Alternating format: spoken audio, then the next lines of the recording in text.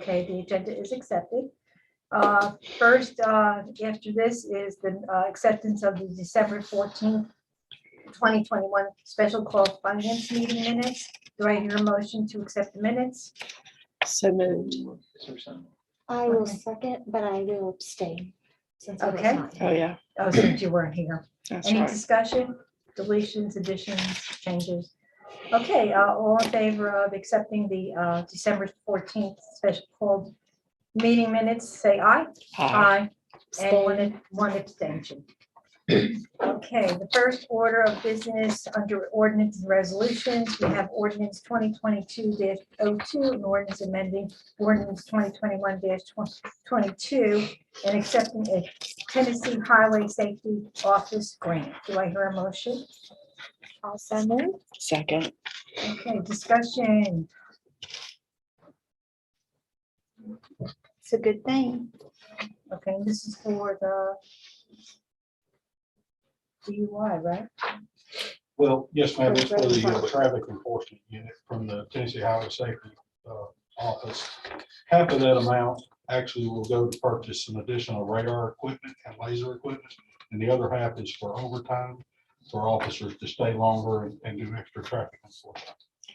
Okay, and when are we gonna get this grant? It's immediately awarded, so as soon as it's approved, we can start spending it. Oh, perfect. Okay. Any other questions or discussions? Okay, all in favor of recommending ordinance 2022-02, say aye. Aye. That was recommended unanimously. Okay, the second item B, ordinance 2022-05, and ordinance amending ordinance 2021-22 to reflect mid-year adjustments to the city's 2022 fiscal year budget. And we have the exhibit A, prepared by Jesse and Mayor Clary. Do we have any discussion on this? I can't read it because of my vision issue, but so can you tell me what changed from the email? Sure, one? sure. Okay. And make sure you have the copy that's on the table, because there Yes. have This been, one, right? Yeah. because there have been a couple of changes. And the gist of the whole thing is that for as long as I can remember, as soon as the budget passed, board and staff started thinking about ways to change the budget. And so we've all been in a situation where we constantly, every meeting, we have an amendment to the budget. Mhm. And I can tell you that the numbers from the ordinance numbers from the past 5 budgets, because I said them so many times throughout the year. This year we did something different, and Jesse recommended this, and we talked about this when we we're setting the current year's budget. We're of course setting the current year's budget back in April and May. Let's not do that. Let's wait till half of the year, figure out what changes need to be made, and let's do it in some bigger context, as well as the fact that we can look comprehensively as what the budget has done. And it was fortuitous that we did this year, because we're seeing that the revenue is, Robert did a wonderful job projecting. What Robert couldn't project is that we were going to bring in an estimated $1.6 million more in sales tax this fiscal year. He projected conservatively, unfortunately he was wrong.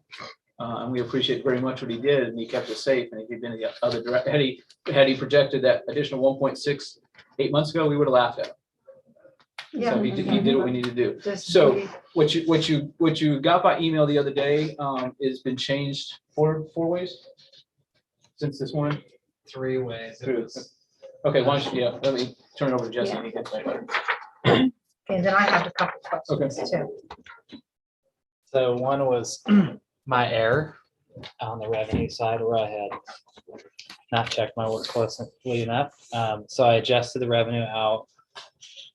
And then we added $150,000 in for roadway improvements on Forest Retreat Road.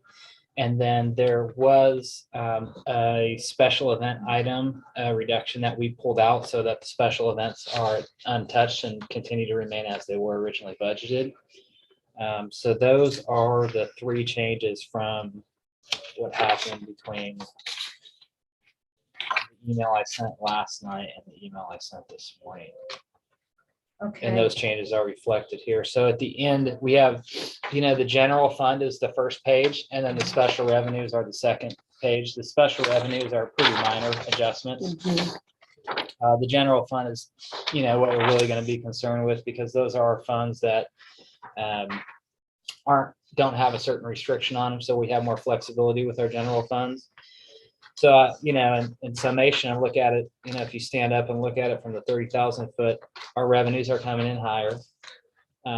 And we have accounted for some shifts in operations and brought our general fund expenses up, but we've brought them below our very conservative revenue numbers. So at the end of the day, we're adding surplus to our budget while we're adding these additional services via the budget adjustments to the expenditures. So the biggest budget adjustment expenditures were for replacement of end-of-life air packs for the fire department. And actually, Chief Bush did a really good job of getting a hold of the vendor several months ago. And we worked out a deal where they held their pricing for us, understanding that we were going to come at mid-year and ask for this. So they've had a price increase since then, but we're kind of locked in at this old price.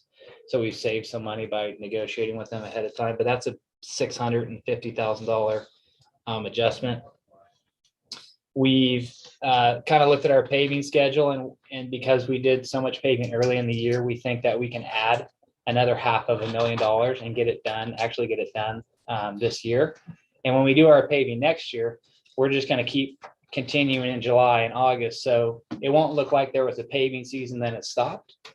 But what we're trying to do is be realistic about, can we get more paving done this year? And we think we can. So there's another $515,000 in here for paving. That basically we're just taking our schedule and we're accelerating it so that next year, maybe we can do another $515,000 or $1 million for next year. So we're just getting ahead of the paving schedule. So we Excellent. think that we can spend $515,000 between now and July 1. Yeah. Yes, ma'am. Okay, Of course, it Yeah. does depend on when the asphalt plant's open. right, that's Yeah. it, because we're in the Yeah, winter it's months right now, cold. and we're supposed to get more bad weather. It's supposed to be a really bad February now, they're projecting into February. So that's, Yeah. And if My we, concern. so if we can't, it's really no harm. We're I get it. conservative. I get it. But if we can, then you guys are giving us an approval to go ahead and get more paving done this year. Yes, So whatever's not spent, could we add it to whatever we plan to budget this new year? That's up to us. And we can absolutely, Okay, because kind of roll it over. This way it's not a forgotten. I can't Line do item. that myself because the board sets a budget just for Right, fiscal year. But I would certainly bring it back to the board and say, let's Yes. make sure that we reserve this money. Reserve is the correct term. Is that right, Robert? Mhm. Well, we I could guess. have, We can't roll money over from one budget to the next, but if we're not able to spend this because of various factors, then what I think we would like to see is that our annual expense be increased by whatever's not spent in next year's budget. You know I'll do that. But what scares me is that we won't know that number, will we? Oh, We'll be pretty Were you close. trying to get close? We can get close enough for materiality. and when we do Okay. a mid-year next year, since we're doing our paving right at the beginning of our fiscal Uh-huh. year, we have the opportunity next year to do the same thing that we're doing now to say, hey, where are we at in our paving schedule and can we accelerate it like we're trying to do this year? So I don't think there's much harm in this. I think it's conservative. It allows Bowman to tell us, yes, we'll allow the expenditure. If we can get it done, great. If not, Yep. obviously we want to And increase our budget. for we next Okay, would the- appreciate an updated paving list if this is. Yeah, I approved asked soon. Jesse for I've that asked for today. one too. I never I got one. want to know what's going to be included in that 515. And what I forgot to ask you when I called you today was, we had a discussion about the COVID bonus for the other employees that were not included in the initial, when we did it for police and fire.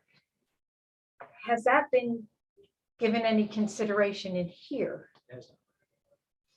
Could we? You want to make an amendment to this or bring it up separately? You could do that. Well, I mean, is there any wiggle room here where we can swap something out and Robert, do you have that, would you have that number available? I can estimate it, yes. What would the estimate be for that? It would not be greater than 150,000. You kind of promise it that way it's going to happen, We promised to we would bring it up for a vote. that we We need would, to have. an not that it would happen, but at Right. least we would take that into consideration. So if you don't mind, I'll give a little update on, because the final rule for APRA funds have come out since then. Mhm. I believe on the 10th it came out. And I'm sure we can back me up. If I'm mistaken, so you get up on this. The Treasury gave more flexibility to agencies on how they're going to spend their money, which for a local agency is great news because the federal strings aren't attached to it like they originally were, which means that the local agency can have more control over how those dollars are spent, which is always a good thing. So one of the items that was given great flexibility was the category of revenue loss. And so the Treasury had these 4 categories, right? And one of them was revenue loss. And Robert did a calculation and we had made actually more money Right. than the previous year. Right. So we said, hey, even though they allowed you to uptick 4% for inflation, we still made more. So we said, okay, the revenue category's out. We didn't lose revenue. So let's start going into projects. And we had to identify each project. It's a lot of administrative and burdensome work. And then if you do big capital projects, it might be subject to prevailing wages. So with the revenue loss, what the Treasury said is every city can just assume that you had $10 million of revenue loss as a result of the pandemic. So we were only appropriated 5.9 million. So it doesn't mean we get 10 million, but they said you can appropriate, or you can consider up to 10 million as revenue loss. So we could take our whole 5.9 million, although we already spent about 300,000 for premium pay, and we can consider that revenue loss and we can use it for general government services. And what that means is if we take that, we got 2.95 million this year. If we take that money and say we want to appropriate it for general government services, and we could do something like we say, we want to take payroll for 2 months for the city and hit it against this ARPA fund as revenue loss, and we'll just count it as revenue loss, and that we can use it for general government services. And at the end of the day, what that does is it leaves us with extra money in our general fund that doesn't have federal strings attached to it. Because we now took out an expense we planned to have, we supplanted it with ARPA funds, and so now we have an additional surplus at the end of the year. So those additional funds from ARPA are not included in this. So this Right, is right. this is very conservative. Mhm. So talking with Robert, that to do one revenue loss calculation is so much more simple and administratively less burdensome. And then basically at the end of the day, we still have the same amount of money, but there's not all the strings attached to it. And it gives BOMA the discretion to say, hey, we have this extra money now and we can use it the way we see fit without the reporting requirements, without the strings attached, without the federal audit that's going to be required as part of it. So I think in short order, I'm going to give an update to BOMA on how that final rule is going to affect what we do. Because if we were to continue to follow the interim rule, the money would be less effective and it wouldn't go as far. Can I, So the- it sounds like if taking it out directly out of the general fund is the best solution. in essence, it would be after, so the argument would be, if we grew 5% through that time, there's no way to know that had COVID not happened, we wouldn't have grown 15% or 17%. Right. So that's kind of a shift in that mentality of what actually is revenue loss. Even though we grew, there's nothing to say we wouldn't have grown at a better at a higher rate. That's right. So in essence, what he's proposing is to claim that revenue loss as is allowable and to allow that money to backfill the general fund. And then to answer your question, it would be a yes, it would have come out of the general fund at that point. Okay, so timeline, what are we talking about? So we've asked our consultants to give us a briefing and I would like something to be really buttoned up before the time that this committee meets next time, based on the final rule is still fresh for everyone right now too, but it would be my hope that before the finance committee meets next time, we could have something that says pretty solid, this is the path that we can go and then move forward on it. But in the meantime, there's more surplus in here than would be required of doing something like that, just with what we have here. With the difference between revenue and expenditures that we have, because I think there's about 470 or 400 in the staff report. About 450. It's still unspent. That's still unspent. And we already had our original surplus that we began the year with. So we began the year with the surplus. We're adding to the surplus even more. ARPA funds are going to add to that surplus even more. So why wouldn't we recommend that we include that in this year budget? I mean, what's the downside of that, if any?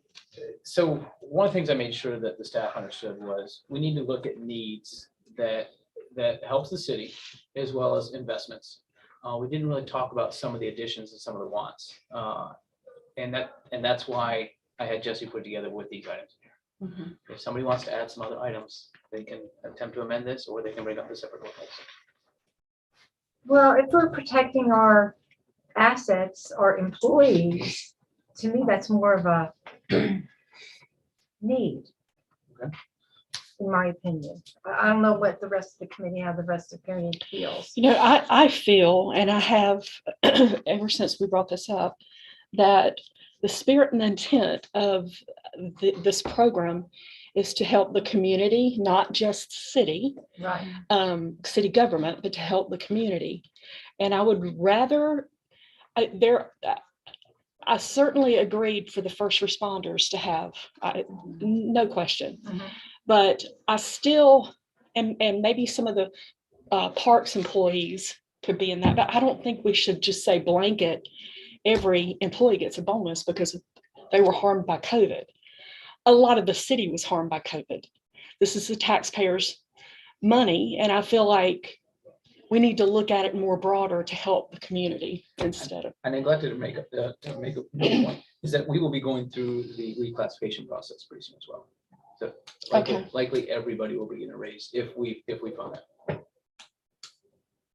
Well, I think of the parks people, I think of the public works guys out there. Yeah. During all this too.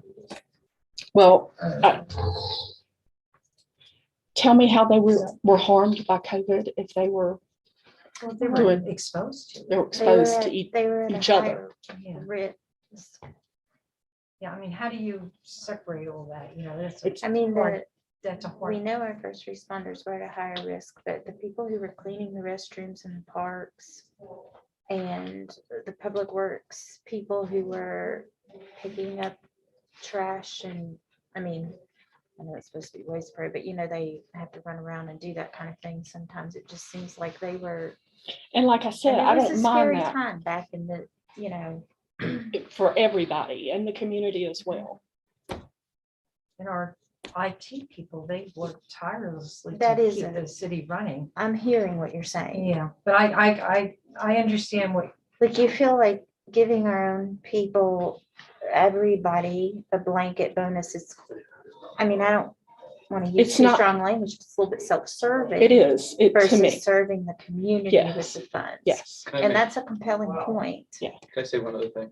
Mhm. You're talking about me. 'Cause I'm one of those yeah, people. Yeah. I you don't are. feel like I deserve it. Flat out. No I comment. feel like I was, and I feel like I was doing my job, and I'm not speaking for Robert, I'm not speaking for Andy, I'm not speaking for Jesse, I'm not speaking for community. I don't feel like I deserve it.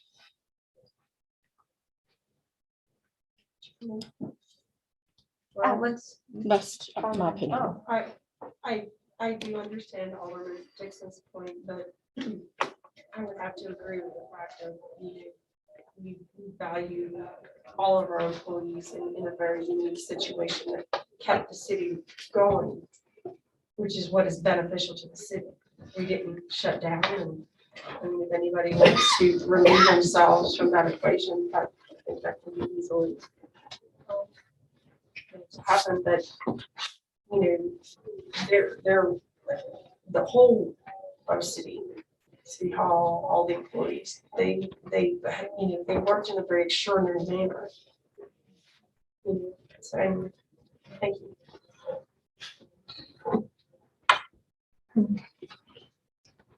so Jesse, you'll have something prepared at our next finance meeting? I hope actually before the next finance meeting. Okay, and then we can review it. And I feel strongly that we should do it though. And that would be, You can show us options.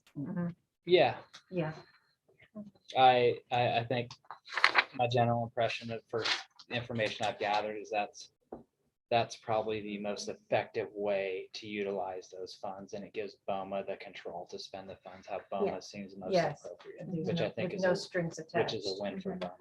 And administratively, it's very simple, I'm all in for simplicity with that. Yeah, Absolutely. because we were chalking Yeah. up each stormwater project, and they're $20,000 I projects, know. 40,000, and we have to submit each one individually and Yeah. track them. It's a nightmare. Yes, ma'am. So very good news.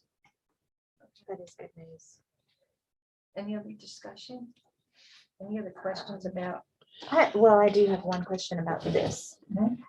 All of these, oh, I can't see it. All of these, what I recall earlier, when I read it at home was, there's a bunch of tornado debris removal Yes. expenses. Are we Yes. gonna have FEMA reimbursement for Right, that's a those? good question. So FEMA reimbursement, we're submitting for probably It'll 2 take a long years. time. So we Mm, still have to appropriate, we still have to, We have to pay for it increase the now. budget to pay for the budget now. Sure, okay. FEMA is notoriously slow, Yeah. so I would anticipate 2 years from the time we submit till we Mhm. get some, hopefully all, but some. Okay. We are trying to cross our Ts and dot our Is, but it will probably be years. So we need to at least appropriate the money. Our Swiftwater team went to Houston a couple years ago and to South Carolina a couple years ago, and it was 2 years before we got reimbursement. Yeah, And we submitted it, just like Josie said, with everything perfect. I just want to say one more thing about the employee bonuses. I work for a company that has 25,000 employees, and every single one of the employees got bonuses, the COVID, 3 times. They didn't discriminate. I feel we're discriminating here. That's the end of what I'm going to say. I do think that you invest in your people, Mhm. and that comes back to you more than any other investment that you make. Now, and then originally, the premium pay was really specified for police and fire, and that's what BOMA did. Mhm. And then Mhm. since the Treasury has Broadened. on everything, really, just, and with the revenue Yeah. loss is the big category that's really applicable to the city. I was a little bit surprised to not see any new positions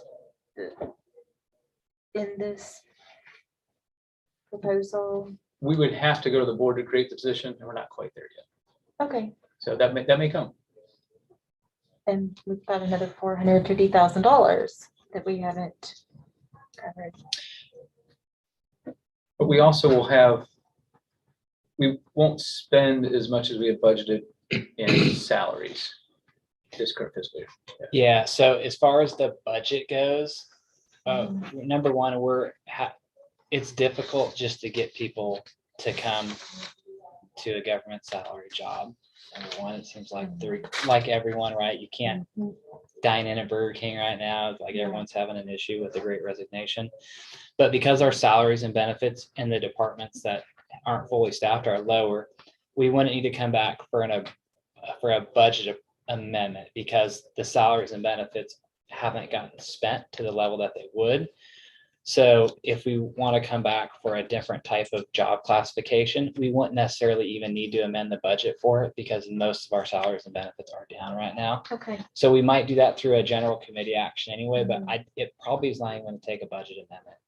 And we specifically didn't reduce the salaries and benefits to be very conservative with this, but the expenses honestly are going to, like our salaries and benefits are going to be much lower. So this number is going to end up lower than that, but we want to be conservative with our approach. Right. okay, wonderful. And it overcompensated, you told me it overcompensated for the $250,000 increase for the professional services. Yeah, so that's a Yeah. subsidy for basically not having those positions on. Now, the city engineer is scheduled to come in, but there's still 2 positions behind that are unfilled in Right. public works, and we've made offers and haven't been accepted and Wow. putting job. Yeah, so I know. And it's, there's a lot of companies who are offering a lot of money and bonuses and remote work and things that are tough for government to compete with. So we are having discussions on how to boost employee retention as well. I move that we approve the budget with the budget ordinance with this exhibit A. I second that. Any other discussion? Ready to vote? All in favor of accepting Aye. ordinance 2022-05 for the recommendation? Say aye. Aye. Okay, that's recommended unanimously. The Thank you. next item on the agenda is the audit presentation by Craft CPAs. And you want to introduce All right, yourself? yes, I don't know if thank everybody you. knows you here. Yes, I'll do an introduction. So my name's Ken Youngstead. I'm a partner with Craft CPAs and certainly appreciate being able to spend some time at your committee meeting to give a good report. Julie Evans with our firm, I think, has joined this meeting and in some years past with you all as well. She's out of town this week, so it'll just be me. But wanted to just go over a few highlights. We issued the audit late December, and we have for you today just a report to the mayor and aldermen on the results of the audit. I'll give you a few highlights from that. That's this stapled copy that you may have just received tonight. And then I'll give a couple of highlights on the financial statements and would love to take your questions if you have any as we go through. So just some of the communications on the results of the audit. We usually have an arrangement letter that us, the city, and then also the state of Tennessee. It's a three-way contract between all of us to perform the audit. So if you wanted to see a copy of that, we could certainly provide that. We feel like you're using preferable accounting policies. We didn't have anything new that we adopted this year. I'm looking at page 1 of this report. Flipping over to page 2, in terms of accounting policies, there wasn't anything significant or unusual this year where there might be a lack of authoritative guidance. Usually if there is something like that, we'll want to let you know. We'll talk about some estimates and the adjustments, things like that. But as we get to the bottom part of page 2 here, pleased to tell you had a great experience working with Robert and the team here at the city, and you all have a great team. We didn't have any other significant issues or difficulties that we feel like we need to report to you from a government standpoint. Page 3 is a listing of the most significant estimates that you'll find in your financials. And so that's the depreciation of long-lived assets. Of course, depreciation is an estimate of how long things are going to last.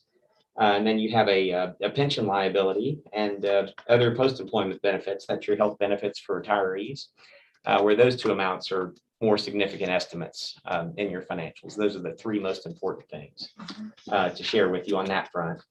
The next page, page 4 and 5, are a listing of adjustments that we had, to the original trial balances. These are actually pretty routine. We'll always have adjustments like this to some of the different funds and work with Robert and his team to get this into the financial statement presentation that you'll see here in just a moment.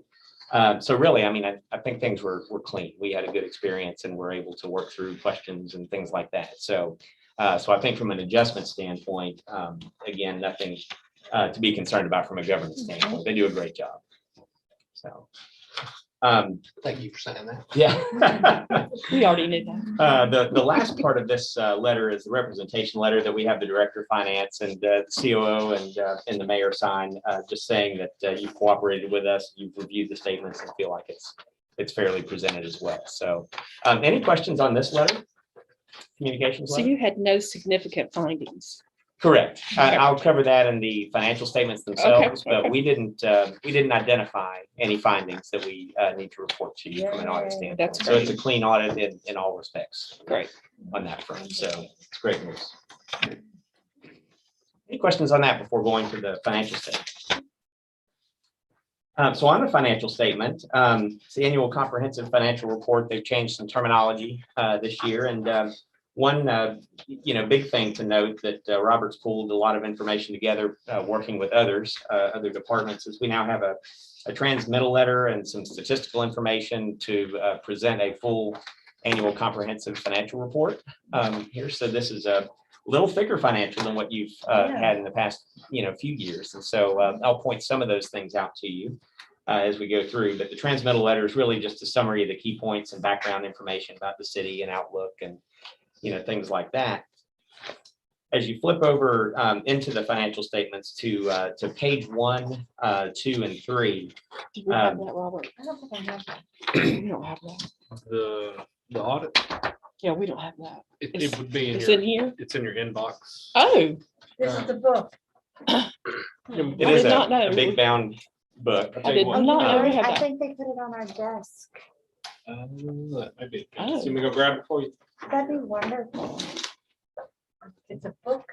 I remember we got one last year. Yeah, it is over Okay, so 100 what page pages. are we So on? What page are we a on? book is a proper description, but Is that the link on the website? I just clicked on it. yes. and got it. Well, probably so. I saw a link when I looked at the meeting materials, but you all might answer that question. It's Yeah. fun reading It looks good. at night when you can't go to sleep. Pop open the financial report.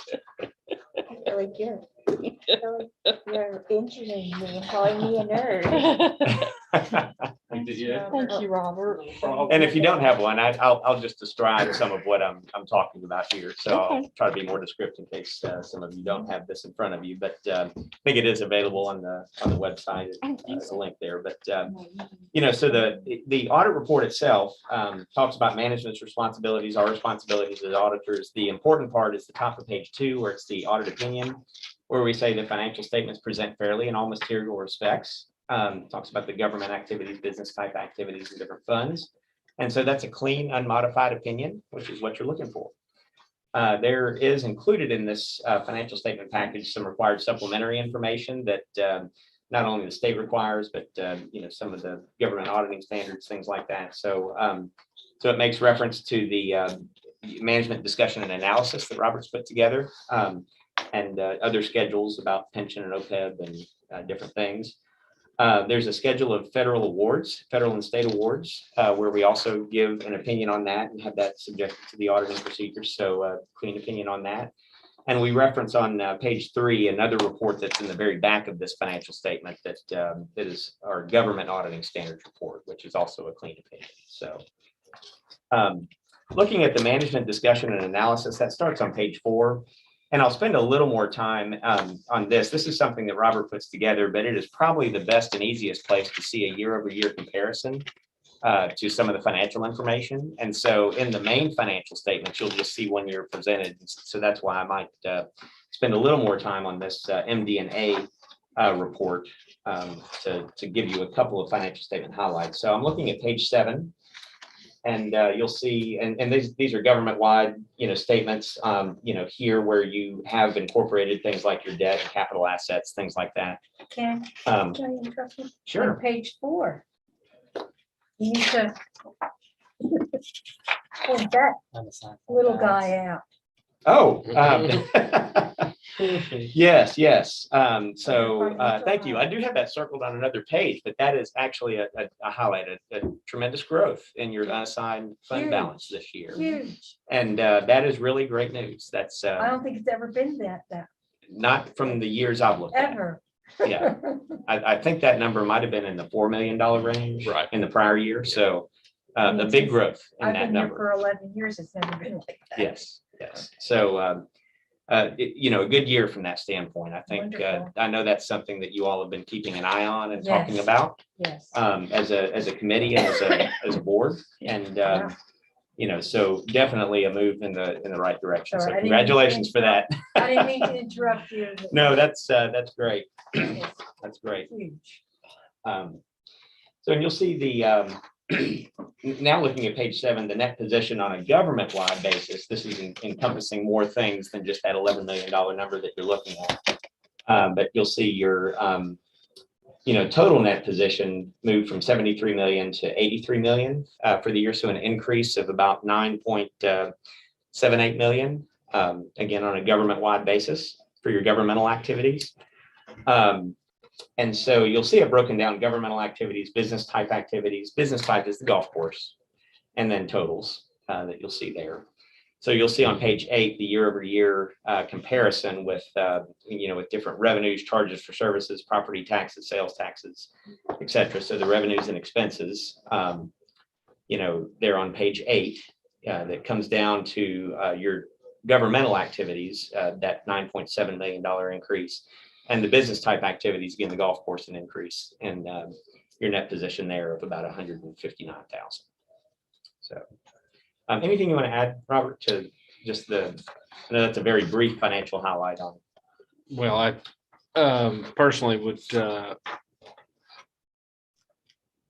be open to answer any questions you may have or anything like that. But I think a lot of the growth, especially on the unassigned fund balance, is attributed to, obviously, we've had tremendous growth in sales tax. And that is a large portion of it, but also this board in when COVID originally began, we estimated, like many cities in the area, about a 9% decrease, and ended up growing. So keeping that level funding for just 1 year, this is the impact it has just across the board has put us where we were hoping to be with our fund balance policy and everything. So many different factors, but those two amongst are some of the largest. So I just want to note that. Yeah, sales tax an increase of a little over 2.5 million, and charges for services up about 1.4 million, I think. And you all had some other grants, CARES money, and developer donations. Actually, streets and public works in 2020, that was you had an overall revenue increase, but as you compare to 2020, and that capital grants and contributions from developers, things like that, that was even higher in 2020 than 2021. You still had an overall revenue Can you growth. tell them what those numbers are?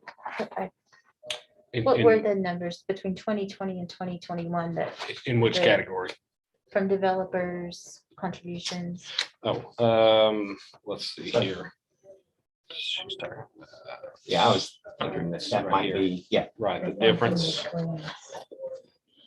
Grants and contributions. It's rolled in with grants. So what he's talking about is actually we collected less in grants and contributions in 21 than we did in 2020. Yeah. Correct. It should be around Oh, I see that. 4.7 million, just shy of 4.7 million less. Yeah. It's pretty typical for capital grants to really ebb and flow, Yeah. because a big project comes and you get all the revenue reimbursement, and then Mhm. the project may lag and you don't get any. And so that's pretty typical to see Yeah. that being, that's one that probably is going to be inconsistent every year. I would be, this is a different conversation, but I would be curious to know how much annually we have collected from our negotiated fees. As a separate line item. Well, I Keith might just have would that like to number know too. that information. I don't think it Yeah. needs to be on any report, but you raised it like, oh, that's something that's, Okay. And offsetting that, if I could, the operating grants and contributions, we collect around 2.6 million more. So just as an offset to that capital grants and contributions that we talked about. Right. And every time those capital grants revenues go up, the expenditures go up with it too. So they Right. gonna about neutral out. So you'll see the Sure. expenses go right up with it. Because it's a, sure. It's flow a through, project, right? yeah. Project you It just expend and goes they get through, reimbursed yeah. on.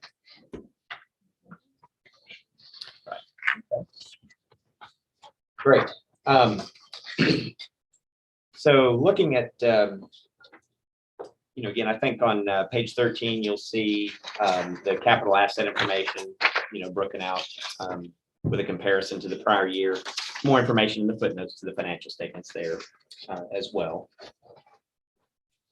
Okay, and as we get into the core financial statements, the statement of net position, this is on page 15, you'll see that broken out with the governmental and business type activities. And then in the last column there are the component units. That's the Arts Council, Beautiful Hendersonville, the industrial development, that are in that component unit column. So, mentioned the estimates, and I'll just briefly mention, you'll see, the pension and OPEB liabilities. There's footnotes.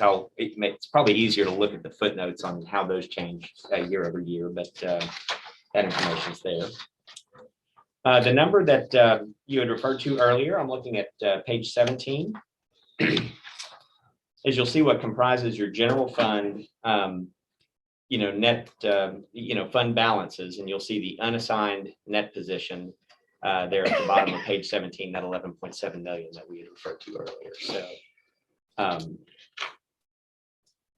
that's good. Nice. Okay, any questions on That's things a we've beautiful site. covered thus far? And I do know, with this report being so lengthy, there might be something that I missed that you'd like to ask questions about. So I will go to the footnotes to the financial statements unless you all have some other questions on some of the other details. Looking at note 3, capital assets, you'll see, this is on page 36, total additions to your capital assets of about, a little over $10 million. So between land, construction in progress, and other capital assets, for some of your projects down there at the bottom of the page, you'll see it's related to infrastructure and fire hall and the hockey arena, things like that. The golf course is on page 37. Standpoint.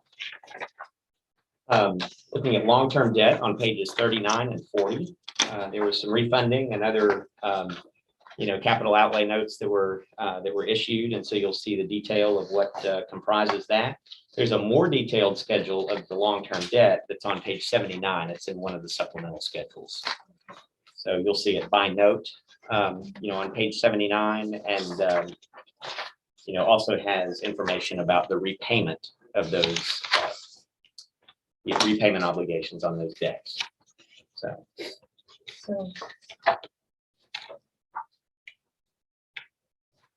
Just for reference, the MD&A he discussed earlier kind of flows a lot like the audit, and he wasn't kidding when he says just a summary. On the top of page 13, there's a breakdown of very high level, but some of the more the higher dollar value of assets, and then at the bottom of 13 there's sort of a summary of long-term debt, and so if you're going back and forth, if you want something a little more in depth, certainly, and the script about the projects, I think that's a exactly great point. Yeah, the MD&A is really if you're just trying to capture what's happened, that's the best place to look. So on the long-term debt, we're going to retire $4.1 million on January 1st, 2023, this fiscal year budget, this coming fiscal year budget. that obligation is retired. We've paid off a majority of it. We have one more fiscal year of payments on it, and that obligation will be done. So that last payment is on January 1st of 2023? We split it. We do a partial in July, and then the final payment would be January. Yes. That'll be good. Mhm. That'll be put our debt income picture a little bit better. Absolutely. Thank you. Great. Okay. So looking at page 45 and 46, where we talk about the pension obligation. Of course, this is with TCRS, and you'll see the table on page 46, I think, is the best summary. You're showing a net pension liability of 4.6 million. I will remind you the valuation date on that is actually a year back, so June 30, 2020 is the valuation date of that. And so when you look at the plan assets, your pension liabilities, I think you might see some changes in that this year to the better. On that front, just based on investment return and things like that. So the pension obligation is the point I wanted to make, is it's valued a year behind. Ken, do we put that in a long-term annuity, the pension? Is that how we do it? So TCRS has it invested in, on page 45, you'll see what comprises the the investments and the funding. Oh, okay, yeah. that's So my question. different allocations. Mhm. Okay. And then looking at page 49 and 50, actually going to page 51, that's the post-employment healthcare plan. So retiree healthcare, that is not funded. Typically, you don't see that funded. So that's more of a pay as you go. And so that liability stayed pretty consistent with last year's. And that is actually valued at, June 30, 2021. So that 2.59 million is the OPEB liability that's on the books. We do have a reserve that's about 40% of that, specifically set aside for OPEB in worst case scenarios. Mhm. Okay. And so, just for the rest of the audit, I think you'll see starting on page 60, just various schedules that go into more detail, give some historical background on, things like your pension, OPEB liabilities. You've got combining fund statements that start on page 63 that will show, breakdowns of your special revenue funds, assets, liabilities, revenues and expenditures on those funds. So lots of detail, budget to actual detail as well. Just lots of supplemental information that goes a little deeper on your funds. So I hadn't planned to spend a lot of time with that. It's just that is where you'll find more descriptive and more in-depth analysis of the revenues and expenses for those things. We'll say on page 81, and this page is turned sideways, there's a schedule of federal and state awards. This year, we did have a single audit that we performed. There were a couple of major programs, I think your COVID funding and, and one other fund, hazard mitigation. Hazard mitigation and safer grant, those were the three biggest right that we collected revenues for. And so we go through a selection process of which funds we need to test based on their amounts, whether they've been audited in the past, whether they're high risk or low risk programs. And so these were the two that that we tested. We didn't have any findings that we identified for that. And you'll see on page 107, just a summary that shows that that you didn't have findings in those programs. Preceding those two pages are the government auditing standards reports that have unmodified opinions as well. Good news on that front. Yes, very good. And then one new section in your report this year, something that Robert had put together to present the full annual comprehensive financial report, and that's this statistical section. So lots of interesting information I think you'll find in there. So What page is that? on that starts on page 82 and goes through page 102. Thank you. You'll find historical financial information. Revenue capacity. You could probably talk more about this. You probably lived and breathed this for a good while. This I will stress to you. This isn't actually subjected to our auditing procedures, so it is information that you all put together, and we included in the report. So Robert may be the best person if you've got any questions about that. But lots of good information going back 10 years in many cases.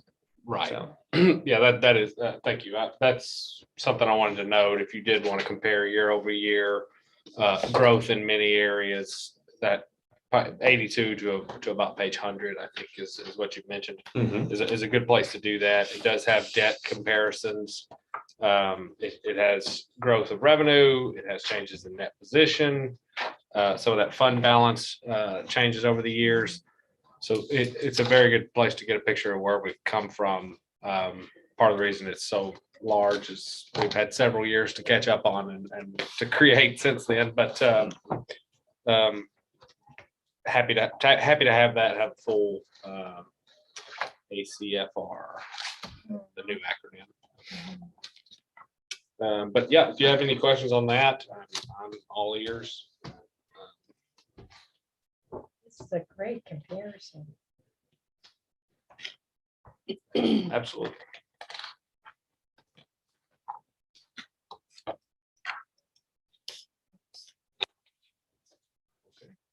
Seems like we are just perfect. I mean, We're in a good, we're we have we're no in a good audit position. findings. In 1 year, we've done what we projected would take about 7 years with our general fund. The finance committee really delivers. We're all superstars. And that's the mayor's comments earlier. I've never been happier to be wrong. Of course. And I think I mentioned to Mr. Eckenroth and Mayor Clary about projections for sales tax. There is an MTAS recommended and heavily impressed upon a calculation of how to get that over 10 years in growth. And we've ignored it the past 2. And we still could not, in projecting higher, that if we used their calculation, we would have budgeted even lower. So These are wow. highly unusual times. what Yeah. exactly, and we don't know how long into the future that will continue, but as long as, you know, I've never been happier to be wrong. So Yep. I just want us to take advantage of right, without the, getting used to the it. progress that we've made by protecting the general. Yeah, fund. not go Right, nuts. right. Not on a big spending spree. Mhm. The fund balance policy that you pass is the first step, because this year Robert's gonna come back with designations that are gonna go into the prudent reserve and the capital reserve. Right. We do have one sales tax When analysis. when It is will very we tempting be able to- to do that? It's very tempting to pay. for 5 everything, minutes. What's but that? When will we that be able to do compromises our that? ability for to the, pay in the future. allocate those funds? I At the missed end of the something. year? I missed something. For the reserve balance, for the reserve. Oh, yeah, it'll be at year end, once we know the final number. That's what I said. at the end. Exactly. Mhm. Yes. Okay, last item on the agenda is Sales tax. Oh. sales tax analysis report. Robert? So for December collections, which is November activity, we had $1,571,875. Looks like for the entirety of FY22, we're averaging around 1.5 million, just shy of it actually. And I mentioned that because in FY20, in the very left column, if you see January's number, which is December activity, that 1.5 million 1.5,022,000 was the highest we collected in the history of the city, and now we're averaging it over the last 6 months. Wow. That being said, January is historically our highest. I think we can anticipate at minimum breaking our average here. So that being said, that makes up the highest piece of our 15% projected above what we've budgeted. At year over year, we are $1,221,000 up over where we were last year. And if you have any other questions, I'll do my best to answer it, but I think all the information sort of speaks for itself a little bit. This doesn't even include the December. Not December's activity, you're right. Yeah, because we're 1 month behind. Yeah. That's why January is traditionally We're the 1 month highest. behind. Yeah. That's fabulous. Committee? Comments? Okay, any other business? Attention? No, hotel tax this time. We have a little delay in collection this month, and Completely. I've only got about 4 of the 8 that we typically collect by this point.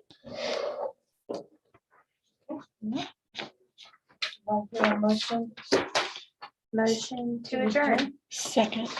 Okay, all in favor of adjourn, say aye. Aye. The finance meeting is adjourned. Thank you, committee.